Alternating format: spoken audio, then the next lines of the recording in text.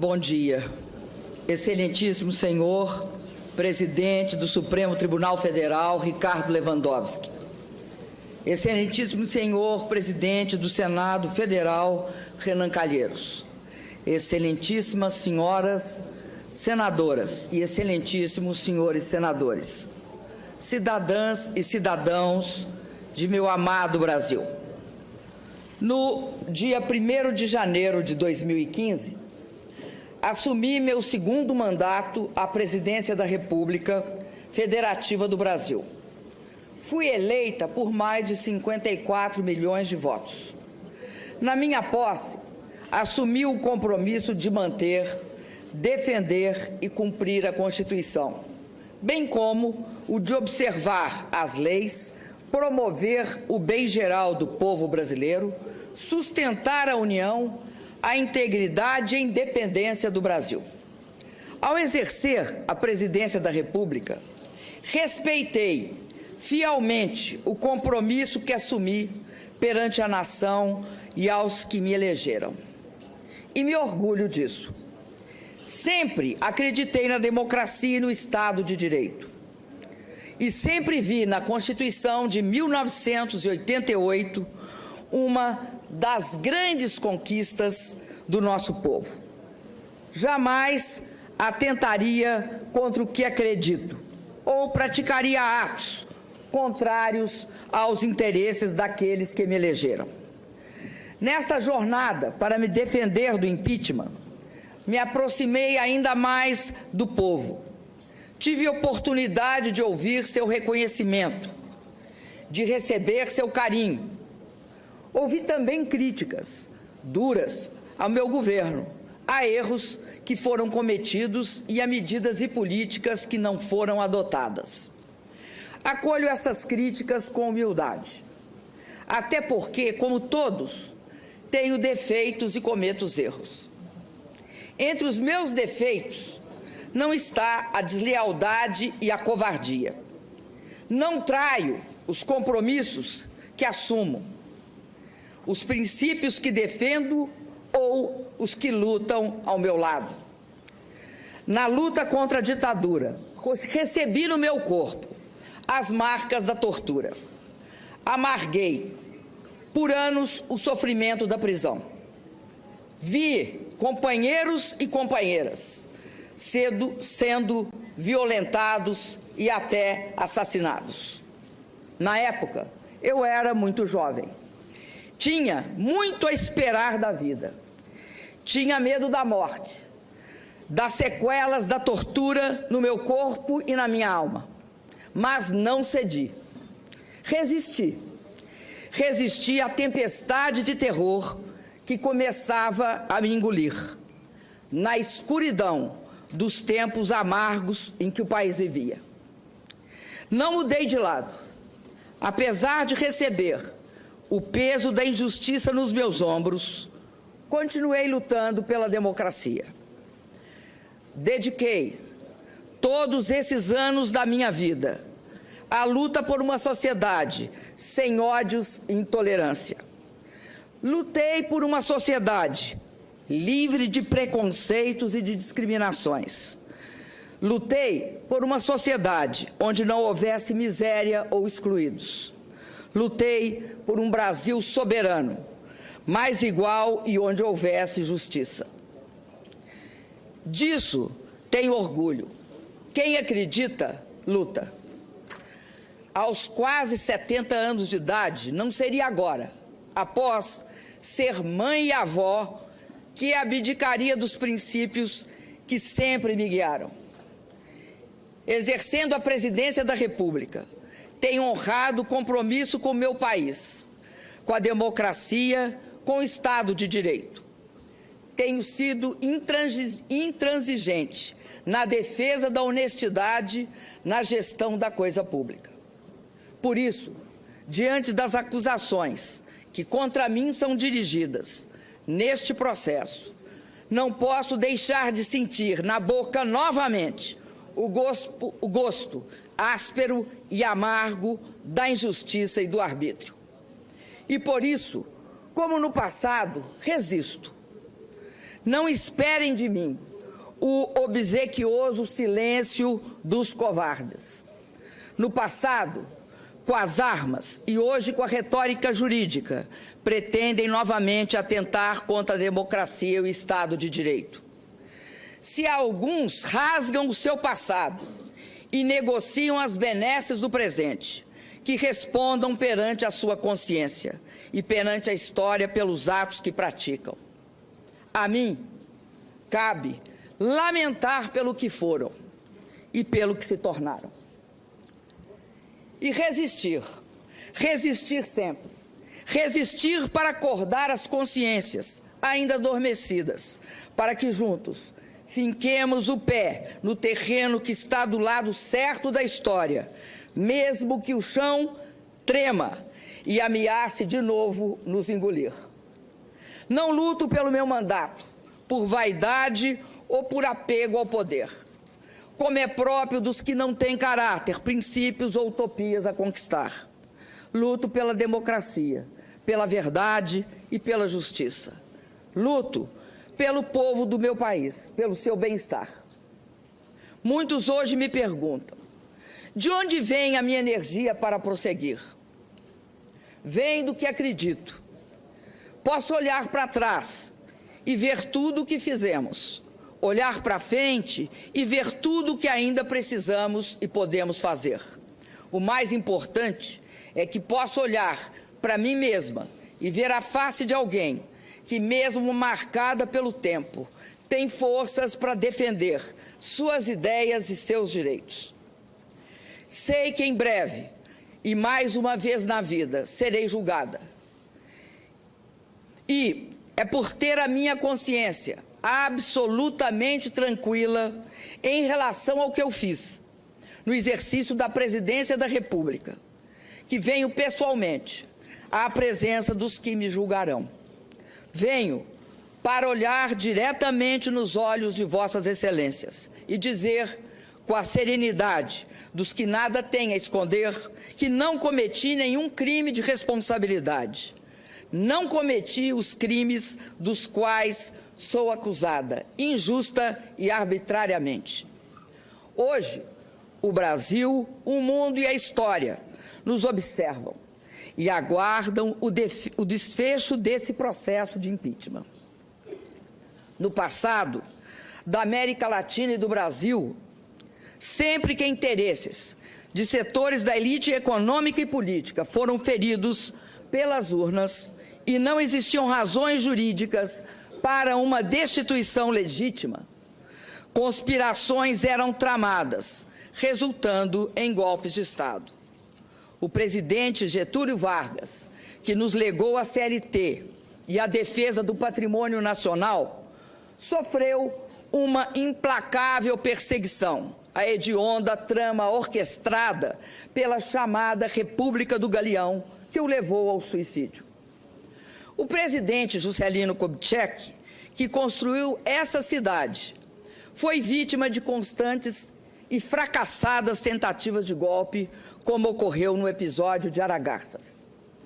O presidente João Goulart, defensor da democracia, dos direitos dos trabalhadores e das reformas de base, superou o golpe do parlamentarismo, mas foi deposto e instaurou-se a ditadura militar em 1964. Durante 20 anos, vivemos o silêncio imposto pelo arbítrio e a democracia foi varrida de nosso país. Milhões de brasileiros lutaram e reconquistaram o direito a eleições diretas. Hoje, mais uma vez, ao serem contrariados e feridos nas urnas os interesses de setores da elite econômica e política, nos vemos diante do risco de uma ruptura democrática. Os padrões políticos dominantes no mundo repelem a violência explícita. Agora, a ruptura democrática se dá por meio da violência moral e de pretextos constitucionais, para que se empreste aparência de legitimidade ao governo que assume sem o amparo das urnas. Invoca-se a Constituição para que o mundo das aparências encubra hipocritamente o mundo dos fatos. As provas produzidas deixam claro e inconteste que as acusações contra mim dirigidas são meros pretextos, embasados por uma frágil retórica jurídica. Nos últimos dias, novos fatos evidenciaram outro aspecto da trama que caracteriza esse processo de impeachment. O autor da representação, junto ao Tribunal de Contas da União, que motivou as acusações discutidas nesse processo, foi reconhecido como suspeito pelo presidente do Supremo Tribunal Federal. Soube-se ainda, pelo depoimento do auditor responsável pelo parecer técnico, que ele havia ajudado a elaborar a própria representação que auditou. Fica claro a parcialidade, a trama na construção das teses por eles defendidas. São pretextos, apenas pretextos para derrubar, por meio de um processo de impeachment, sem crime de responsabilidade, um governo legítimo, escolhido em eleição direta, com a participação de 110 milhões de brasileiros e brasileiras. O governo de uma mulher que ousou ganhar 2 eleições presidenciais consecutivas. São pretextos para viabilizar um golpe na Constituição, um golpe que, se consumado, resultará na eleição indireta de um governo usurpador. A eleição indireta de um governo que já na sua interinidade não tem mulheres comandando seus ministérios, quando o povo nas urnas escolheu uma mulher para comandar o país. Um governo que dispensa os negros na sua composição ministerial e já revelou um profundo desprezo pelo programa escolhido e aprovado pelo povo em 2014. Fui eleita presidenta por 54 milhões e meio de votos, para cumprir um programa cuja síntese está gravada nas palavras: nenhum direito a menos. O que está em jogo no processo do impeachment não é apenas o meu mandato. O que está em jogo é o respeito às urnas, à vontade soberana do povo brasileiro e à Constituição. O que está em jogo são as conquistas dos últimos 13 anos, os ganhos da população, das pessoas mais pobres e da classe média, a proteção às crianças, os jovens chegando às universidades e às escolas técnicas, a valorização do salário mínimo, os médicos atendendo a população, a realização do sonho da casa própria. O que está em jogo é um investimento em obras para garantir a convivência com a seca no semiárido. É a conclusão do sonhado e esperado projeto de integração do São Francisco. O que está em jogo é também a grande descoberta do Brasil, o pré-sal. O que está em jogo é a inserção soberana de nosso país no cenário internacional, pautada pela ética e pela busca de interesses comuns. O que está em jogo é a autoestima dos brasileiros e brasileiras, que resistiram aos ataques dos pessimistas de plantão, à capacidade do país de realizar com sucesso a Copa do Mundo e as Olimpíadas e as Paralimpíadas.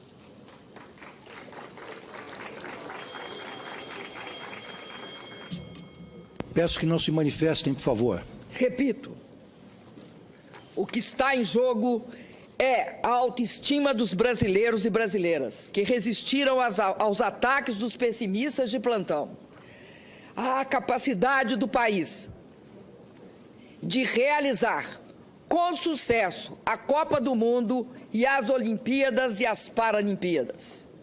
O que está em jogo é a conquista da estabilidade que busca o equilíbrio fiscal, que busca o controle da inflação e não abre mão de programas sociais para a nossa população. O que está em jogo é o futuro do país, a oportunidade e a esperança de avançar sempre mais. Senhoras e senhores senadores, no presidencialismo previsto na Constituição, na nossa Constituição, não basta a eventual perda de maioria parlamentar para afastar um presidente. Há que se configurar crime de responsabilidade. E está claro que não houve tal crime. Não é legítimo, como querem os meus acusadores, afastar o chefe de Estado e de governo por não concordarem com o conjunto da obra. Quem afasta o presidente pelo conjunto da obra é o povo, e só o povo nas eleições. E nas eleições, o programa de governo vencedor não foi este agora instalado e desenhado pelo governo interino e defendido pelos meus acusadores. O que pretende o governo interino, se transmudado em efetivo, é um verdadeiro ataque às conquistas dos últimos anos. Desvincular o piso das aposentadorias e pensões do salário mínimo será a destruição do maior instrumento de distribuição de renda do país, que é a Previdência Social. O resultado será mais pobreza, mais mortalidade infantil e a decadência dos pequenos municípios pelo país afora. A revisão dos direitos e garantias sociais previstos na CLT e a proibição do saque do fundo de garantia na demissão do trabalhador são ameaças que pairam sobre a população brasileira, caso prospere o impeachment sem crime de responsabilidade. Conquistas importantes para as mulheres, os negros e as populações LGBT estarão comprometidas pela submissão a princípios ultraconservadores. O nosso patrimônio estará em questão, com os recursos e resultados do pré-sal, as riquezas naturais e minerárias, sendo fortemente ameaçadas e, em muitos casos, privatizadas. A ameaça mais assustadora desse processo de impeachment sem crime de responsabilidade é congelar, por inacreditáveis 20 anos, as despesas com saúde, educação, saneamento e habitação. É impedir que, por 20 anos, mais crianças e jovens tenham acesso às escolas, que, por 20 anos, as pessoas possam ter melhor atendimento à saúde, que, por 20 anos, as famílias possam sonhar com a casa própria. Senhor presidente Ricardo Lewandowski, senhoras e senhores senadores, a verdade é que o resultado eleitoral de 2014 foi um rude golpe em setores da elite conservadora brasileira. Desde a proclamação dos resultados eleitorais, os partidos que apoiavam o candidato derrotado nas eleições fizeram de tudo para impedir a minha posse e a estabilidade do meu governo. Disseram que as eleições haviam sido fraudadas, pediram auditoria nas urnas, impugnaram minhas contas eleitorais e, após a minha posse, buscaram de forma desmedida quaisquer fatos que pudessem justificar retoricamente um processo de impeachment.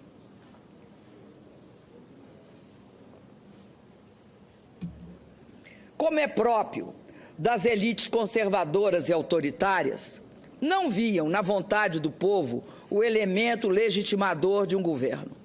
Queriam o poder a qualquer preço. Tudo fizeram para destabilizar a mim e ao meu governo. Só é possível compreender a gravidade da crise que assola o Brasil desde 2015, levando-se em consideração a instabilidade política aguda que, desde a minha eleição, tem caracterizado o ambiente em que ocorrem o investimento e a produção de bens e serviços. Não se procurou discutir e aprovar uma melhor proposta para o país.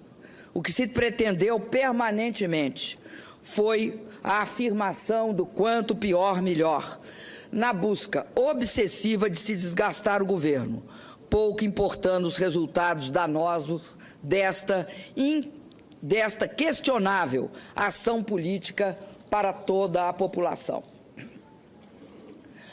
A possibilidade de impeachment tornou-se assunto central da pauta política e jornalística, apenas 2 meses após minha reeleição, apesar da evidente improcedência dos motivos para justificar esse movimento radical.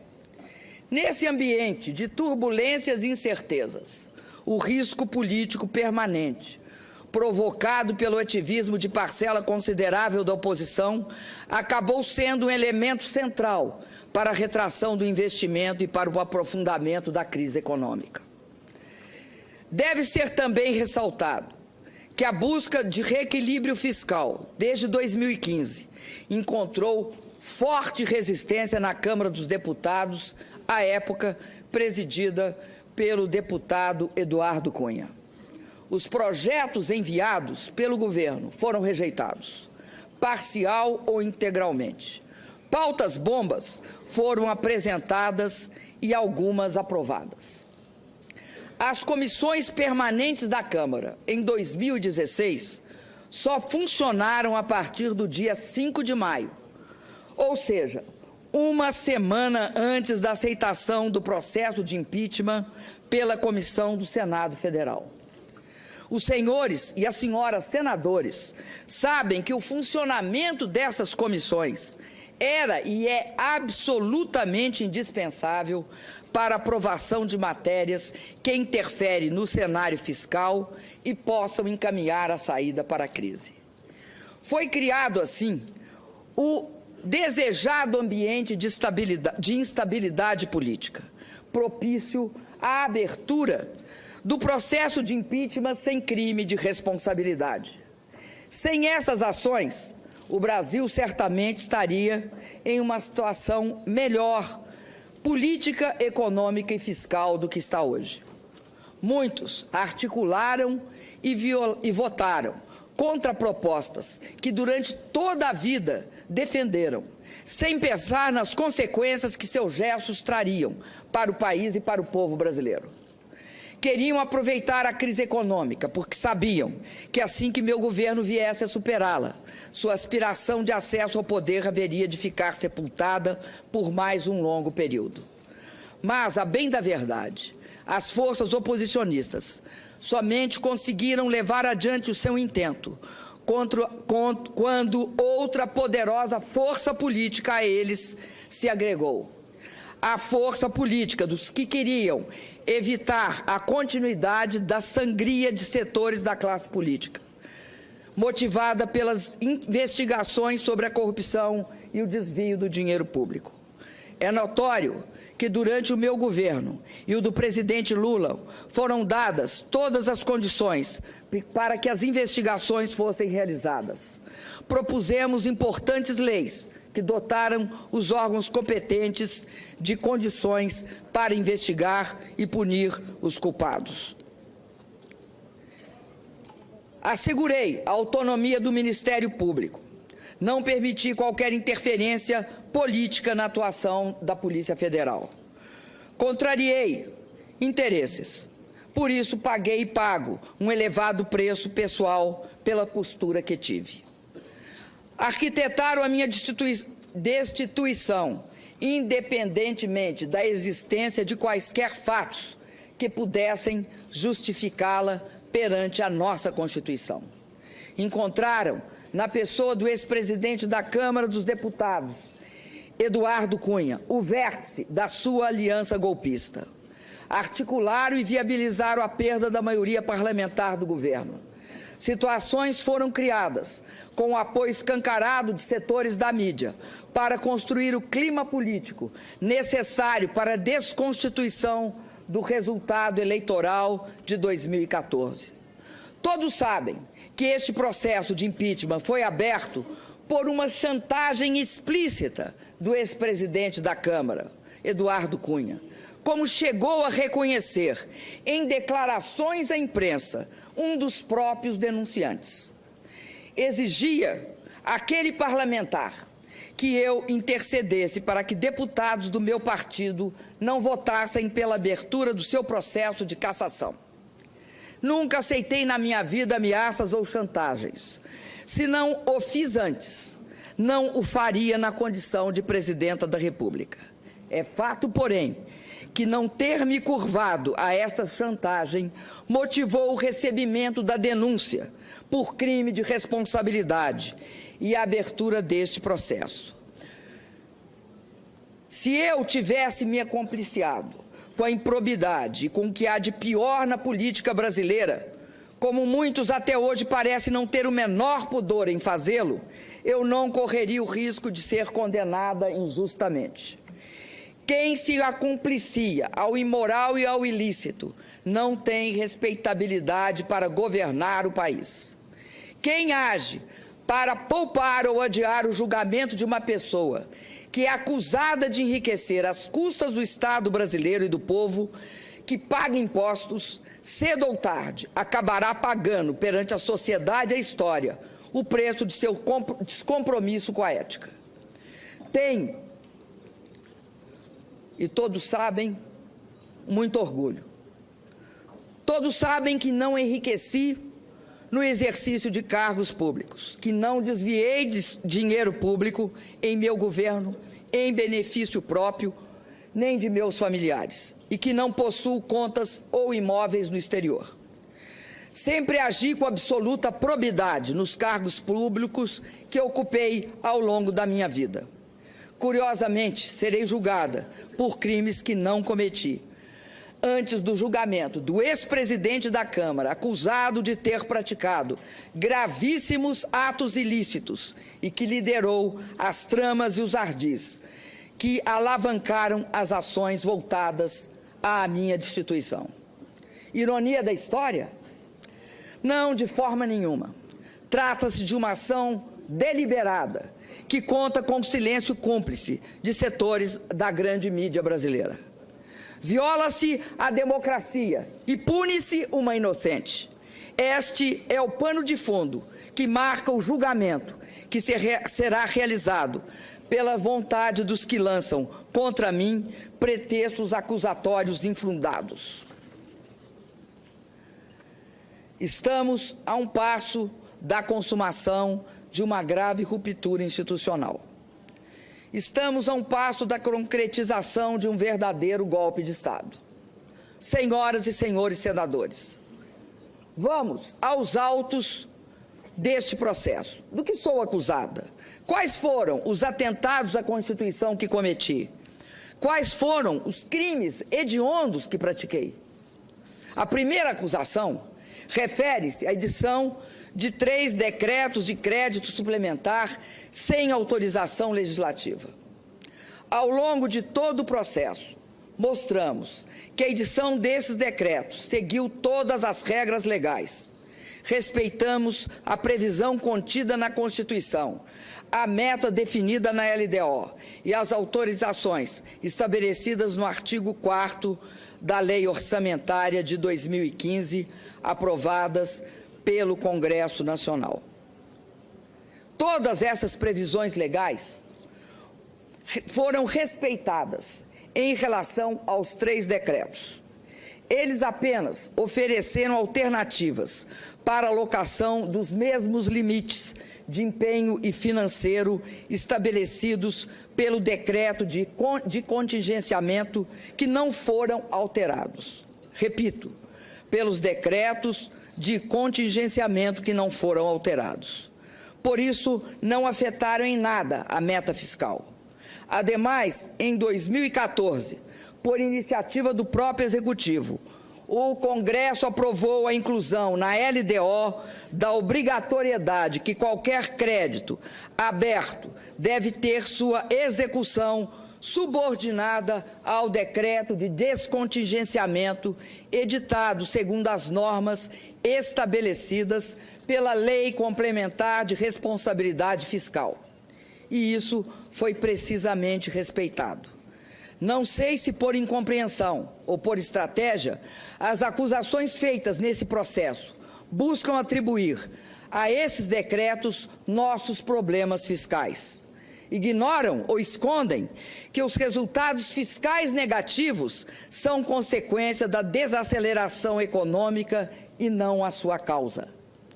Escondem que, em 2015, com o agravamento da crise, tivemos uma expressiva queda de receita ao longo de todo o ano. Foram 180 bilhões a menos que o previsto na lei orçamentária. Fazem questão de ignorar que realizamos, em 2015, o maior contingenciamento de nossa história. Cobram que, quando enviei ao Congresso, em julho de 2015, o pedido de autorização para reduzir a meta fiscal, deveria ter imediatamente realizado um novo contingenciamento.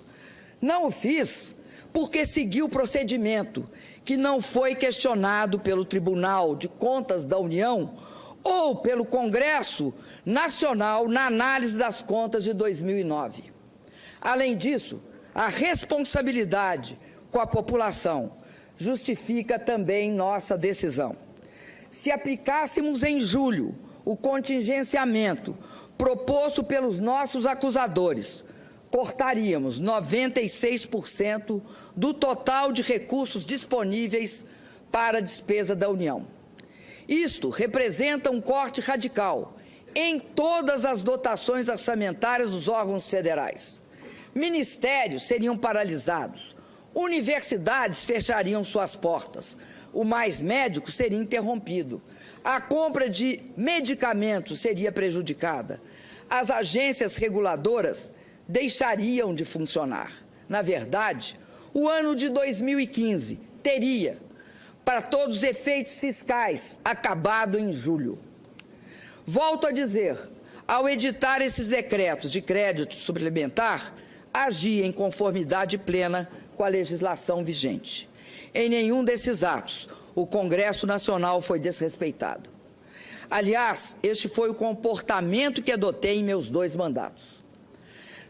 Somente depois que assinei esses decretos é que o Tribunal de Contas da União mudou a posição que sempre teve a respeito da matéria.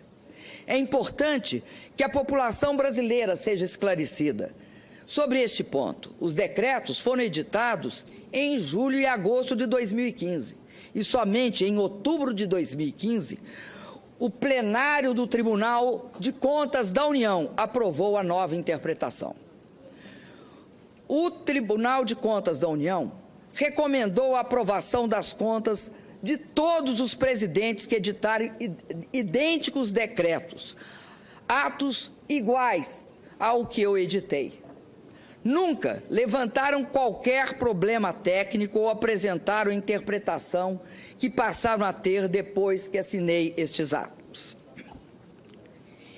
Querem me condenar por ter assinado decretos que atendiam às demandas da população, às demandas de diversos órgãos, inclusive do próprio Poder Judiciário, com base no mesmo procedimento adotado desde a entrada em vigor da Lei de Responsabilidade Fiscal em 2001?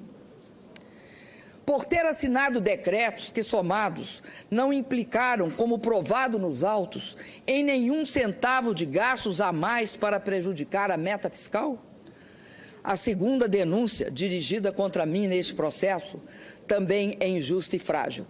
Afirma-se que o alegado atraso nos pagamentos das subvenções econômicas devidas ao Banco do Brasil no âmbito da execução do Programa de Crédito Rural, Plano Safra, para agricultura comercial e para agricultura familiar equivale a uma operação de crédito, o que estaria vedado pela Lei de Responsabilidade Fiscal. Como minha defesa e várias testemunhas já relataram, a execução do Plano Safra é regida por uma lei de 1992, que atribui ao Ministério da Fazenda a competência de sua normatização, inclusive em relação à própria atuação do Banco do Brasil. A Presidenta da República não pratica nenhum ato em relação à execução do Plano Safra. Parece óbvio, além de juridicamente justo, que eu não seja acusada por um ato inexistente. A controvérsia quanto à existência de operações de crédito surgiu novamente de uma interpretação do TCU, cuja decisão definitiva foi emitida em dezembro de 2015. Novamente, é uma tentativa de dizer que cometi um crime antes da definição da tese de que haveria um crime. Uma tese que nunca havia surgido antes e que, como todas as senhoras e senhores senadores souberam em dias recentes, foi urdida especialmente para esta ocasião. Lembro ainda a decisão recente do Ministério Público Federal, que arquivou um inquérito exatamente sobre essa questão. Afirmou não caber falar em ofensa à lei de responsabilidade fiscal, porque eventuais atrasos de pagamento em contratos de prestação de serviço entre a União e instituições financeiras públicas não são operações de crédito. Insisto, senhoras senadoras e senhores senadores, não sou eu, nem tampouco minha defesa, que fazemos estas alegações. É o Ministério Público Federal que se recusou a dar sequência ao processo pela inexistência de crime. Sobre a mudança de interpretação do TCU, lembro que ainda antes da decisão final, agi de forma preventiva. Solicitei ao Congresso autorização para pagamento dos passivos e defini em decreto prazos de pagamento para as subvenções devidas. Em dezembro de 2015, após a decisão definitiva do TCU e com autorização do Congresso, saldamos todos os débitos existentes. Não é possível que não se veja aqui também o arbítrio desse processo e a injustiça também desta acusação. Esse processo de impeachment não está praticando a justiça. Eu não atentei em nada, em absolutamente nada, contra qualquer dos dispositivos da Constituição que, como presidenta, jurei cumprir. Não pratiquei ato ilícito. Está provado que não agi dolosamente em nada. Os atos praticados estavam inteiramente voltados ao interesse da sociedade. Nenhuma lesão trouxeram ao erário ou ao patrimônio público. Volto a afirmar, como fez a minha defesa durante todo o tempo, que este processo está marcado, do início ao fim, por um clamoroso desvio de poder. É isso que explica a absoluta fragilidade das acusações que contra mim são dirigidas. Tem-se afirmado que esse processo de impeachment seria legítimo, porque os ritos e os prazos teriam sido respeitados. No entanto, para que seja feita justiça e a democracia se imponha, a forma só não basta. É necessário que o conteúdo de uma sentença também seja justo. E, no caso, jamais haverá justiça na minha condenação. Ouso dizer que, em vários momentos, esse processo se desviou clamorosamente daquilo que a Constituição e os juristas denominam o devido processo legal. Não há respeito ao devido processo legal quando a opinião condenatória de grande parte dos julgadores é divulgada e registrada pela grande imprensa antes do exercício final do direito de defesa. Não há respeito ao devido processo legal quando os julgadores afirmam que a condenação não passa de uma questão de tempo, porque votarão contra mim de qualquer jeito. Nesse caso, o direito de defesa será exercido apenas formalmente, mas não será apreciado substantivamente nos seus argumentos e nas suas provas. A forma existirá apenas para dar aparência de legitimidade ao que é ilegítimo por essência. Senhoras e senhores senadores, nesses meses, me perguntaram inúmeras vezes por que eu não renunciava, para encurtar este capítulo tão difícil da minha vida. Jamais o faria, porque tenho compromisso inarredável com o Estado democrático de direito. Jamais o faria porque nunca renuncio à luta. Confesso a vossas excelências, no entanto, que a traição, as agressões verbais e a violência do preconceito me assombraram. E em alguns momentos, muito me magoaram. Mas foram sempre superadas, em muito, pela solidariedade, pelo apoio e pela disposição de luta de milhões de brasileiras e brasileiros pelo país afora. Por meio de manifestações de rua, reuniões, seminários, livros, shows, mobilizações na internet, nosso povo esbanjou criatividade e disposição para a luta contra o golpe. As mulheres brasileiras têm sido, neste período, um esteio fundamental para minha resistência.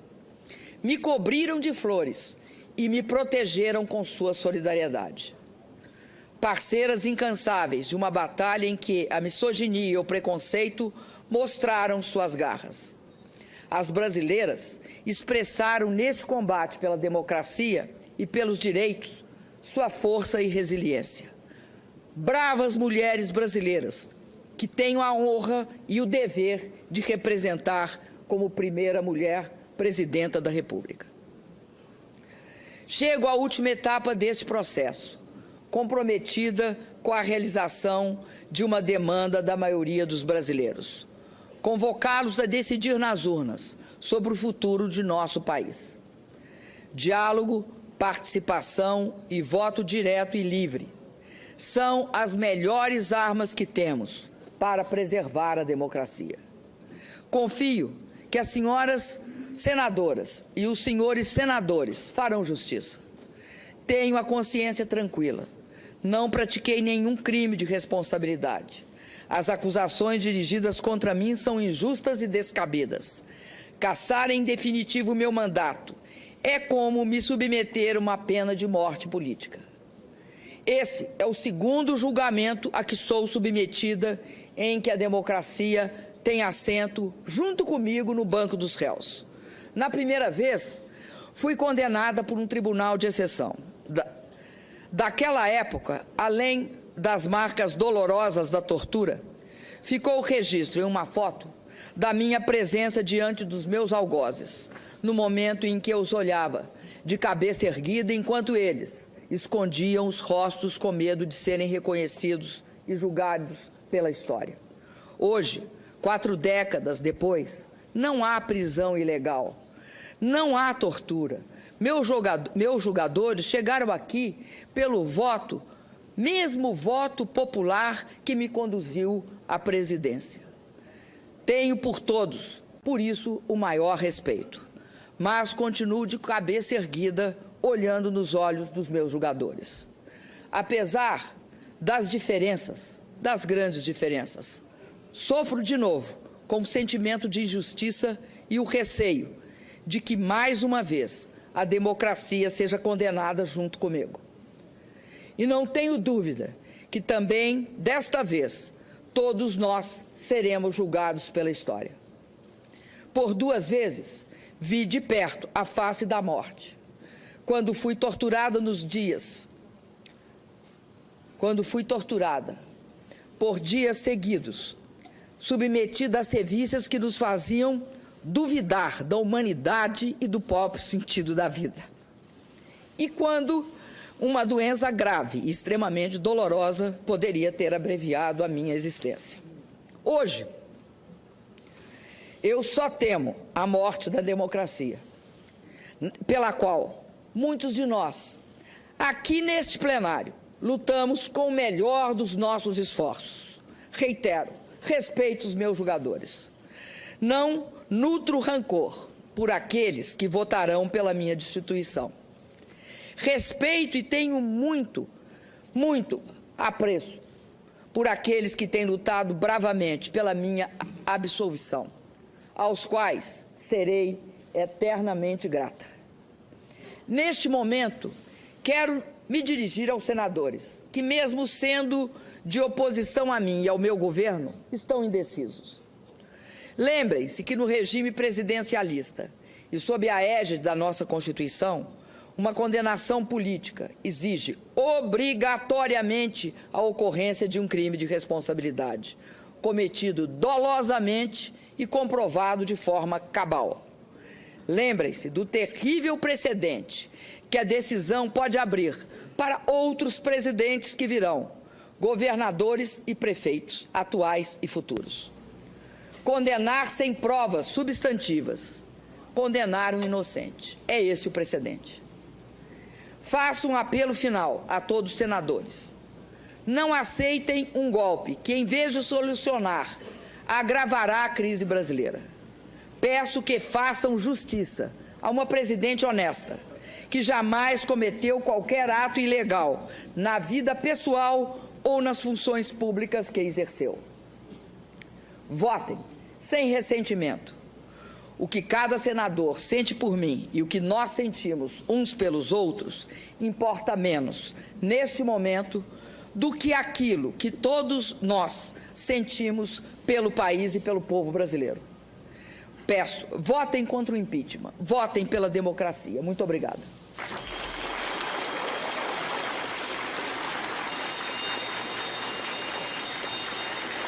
Silêncio, por favor. Silêncio. Silêncio. Silêncio.